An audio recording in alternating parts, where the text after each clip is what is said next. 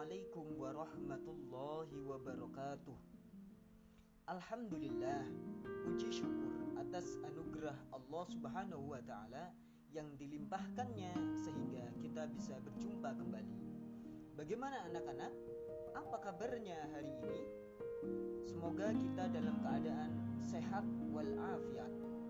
Untuk mengawali kegiatan kita pada pagi hari ini, marilah kita berdoa dan membaca suratul Fatihah. A'udzu billahi minasyaitonir rajim. Bismillahirrahmanirrahim. Al-Fatihatu ila hadratin Nabil Mustafa sallallahu alaihi wasallam wa alihi wa ashabihi syai'un lillahi lahumul Fatihah. A'udzu billahi minasyaitonir rajim. Bismillahirrahmanirrahim. Alhamdulillahi rabbil alamin. Ar-Rahmanir Rahim. Maliki yaumiddin. Iyyaka na'budu wa iyyaka nasta'in. Ihdinas siratal mustaqim. Siratal ladzina an'amta 'alaihim ghairil maghdubi 'alaihim waladdallin. Amin. Bismillahirrahmanirrahim. Allahumma rzuqna fahman nabiyyina wa hifdzal mursalin wa ilhamal malaikatil muqarrabin birahmatika ya arhamar rahimin. Rabbi israh li sadri wa yassir li amri wahlul 'uqdatam min lisani yafqahu qawli. Amma ba'd. Baik anak-anak, pada pagi hari ini pada pelajaran pendidikan agama Islam, kita akan membahas tentang kewajiban beribadah sebagai perwujudan syukur kepada Allah Subhanahu wa Ta'ala yang tertuang di dalam Quran surat Luqman ayat 13 dan 14 dan membahas tentang hadis yang terkait dengan kewajiban beribadah dan bersyukur kepada Allah Subhanahu wa Ta'ala.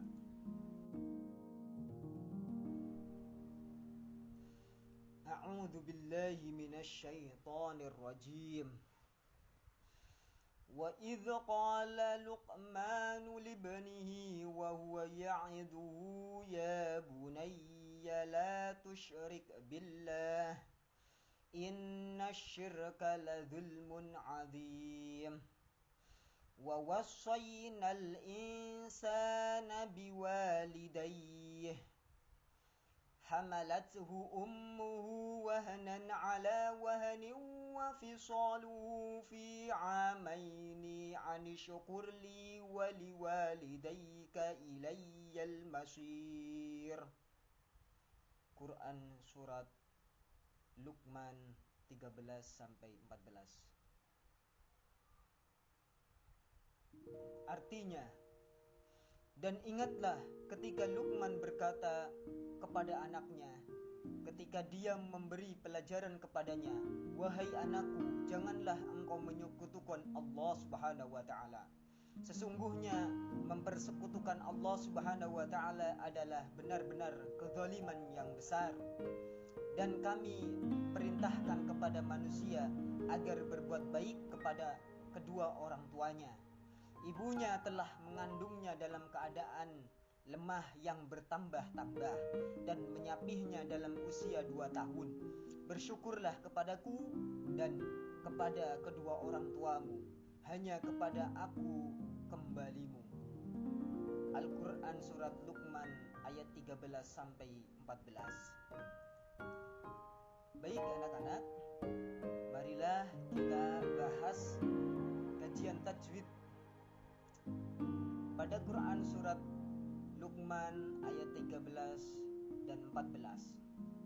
Lafaz qala, hukum bacaannya mat tabi'i. Alasannya ada alif jatuh setelah harokat fathah, dibaca sepanjang 2 harokat atau 1 alif. Lafaz ya'iduhu, hukum bacaannya mad silah qasirah, karena ada ha dhamir berharokat didahului huruf bertanda kasroh dan diikuti huruf hidup selain hamzah. Ha dhamir dibaca 2 harokat. Lafaz la tusyrik, hukum bacaannya mad tabi'i. Huruf alif didahului fathah, panjangnya 2 harokat. Lafaz billah, hukum bacaannya ialah lam tarqiq, yaitu lam jalalah didahului huruf berharokat kasrah. Lam jalalah dibaca tipis atau tarqiq. Yang selanjutnya asyiraka mengandung hukum bacaan alif lam syamsiyah karena alif lam bertemu shin atau ditandai shin yang bertasydid. Lafaz yang selanjutnya ialah la zulmun azim. Hukum bacaannya ialah idhar karena ada tanwin yakni domatain bertemu ain, dibaca idhar atau jelas. Yang selanjutnya lafaz al-insana, hukum bacaannya alif lam qamariyah. Alasannya alif lam bertemu huruf hamzah. Suara lam sukun tidak masuk ke suara huruf hamzah. Yang selanjutnya wahnan ala, hukum bacaannya ialah idhar halqi karena ada tanwin atau fathah tain bertemu dengan ain, dibaca jelas atau idhar. Yang selanjutnya ialah wahni wa fisaluhu, hukum bacaannya ialah idgham bihunna karena ada fathah tain yakni karena ada tanwin atau kasrah tain bertemu dengan wawu. Suara lam sukun tidak masuk ke suara huruf hamzah. Yang selanjutnya wa fisaluhu, hukum bacaannya mad silah qasirah. Alasannya ialah hadhamir bertanda harokat didahului huruf bertanda domah dan diikuti huruf hidup selain hamzah. Hadhamir dibaca 2 harokat. Yang selanjutnya lafaz amaini, hukum bacanya ialah mad lin. Alasannya ialah fathah diikuti ya bertanda sukun, dibaca main sepanjang 2 harokat. Yang selanjutnya lafaz al-masir, hukum bacaannya ialah mad arid lis sukun. Alasannya ialah mad tabi'i dibaca waqaf. Suara si dipanjangkan hingga 6 harokat atau 3 alif. Yang selanjutnya ialah makna kata. Idh artinya ketika. Libnihi artinya kepada anak laki-laki. Ya'iduhu menasehati. Ya bunayya wahai anakku. Biwalidayhi kepada orang tuanya. Hamalathu ummuhu ibunya mengandungnya. Wahnan ala wahnin lemah semakin lemah. Fasaluhu menyapihnya. Yang selanjutnya makna kata dari lafaz la tusyrik billah, janganlah kamu sekutukan Allah. Asyirka kemusyrikan. La dzulmun azim benar-benar kezaliman yang besar. Wasaina artinya kami telah mewasiatkan. Amaini 2 tahun. Usykurli bersyukurlah kepadaku. Liwalidayka kepada kedua orang tuamu. Al-masir tempat kembali.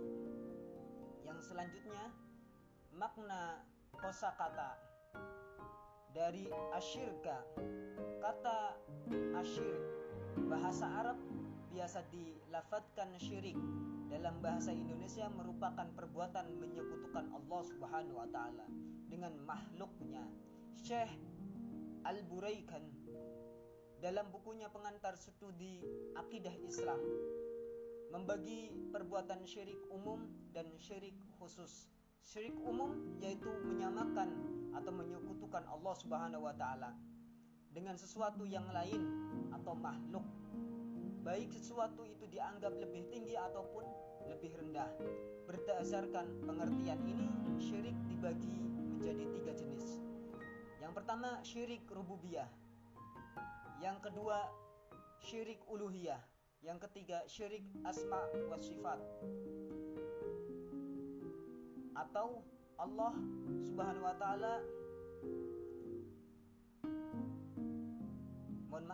jenis ini biasanya juga disebut tamsil, penyerupaan seperti penglihatan Allah Subhanahu wa taala, sama dengan penglihatan manusia dan lain sebagainya. Yang selanjutnya, asbabun nuzul, Quran surat Luqman ayat 13 sampai 14.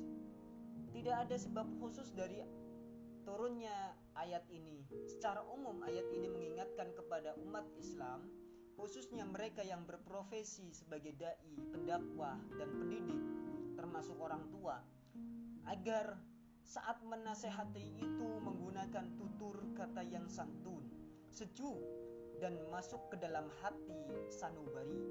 Bukankah jika nasihat itu tidak bersumber dari hati yang bersih, hasilnya tidak memberi efek yang positif? Pepatah bijak berikut hendaklah kita camkan bersama. Teko itu tergantung isinya. Jangan harap keluar air putih jika isinya berupa kopi yang hitam pekat. Ayat ini juga mengingatkan agar kita lebih mengedepankan strategi yang handal saat melakukan dakwah, ajakan, dan menasehati pihak lain, apalagi kepada non-muslim. Dakwah itu mengajak kepada kebenaran. Jangan sampai karena terlalu bersemangat kita abai kepada prinsip-prinsip dalam berdakwah. Strategi dakwah dicontohkan oleh Rasulullah SAW yang santun, sabar, sejuk, menenteramkan, dan tidak menyebabkan pihak lain lari dan semakin antipati kepada ajaran Islam yang dibawa oleh Rasulullah SAW. Sebab itu kepada dai, mubalik, pendidik, guru, atau tutor, mari kita lebih banyak belajar kembali kepada sirahnya Rasulullah SAW dalam melakukan dakwah, baik saat beliau berada di Mekah maupun di Madinah, yakni dakwah yang rahmatan lil alamin. Yang terakhir, isi dan kandungan surat Luqman ayat 13 sampai 14. Yang pertama yang harus disampaikan kepada masyarakat adalah tauhid, yaitu mengesahkan Allah Subhanahu wa taala dalam beribadah tanpa menyekutukannya dengan sesuatu apapun. Yang kedua, syirik adalah perilaku menyekutukan Allah, adalah bentuk kezaliman yang besar, oleh karena itu harus dihindari. Sekian pemaparan dari Bapak, kurang lebihnya mohon maaf. Terima kasih. Wassalamualaikum warahmatullahi wabarakatuh.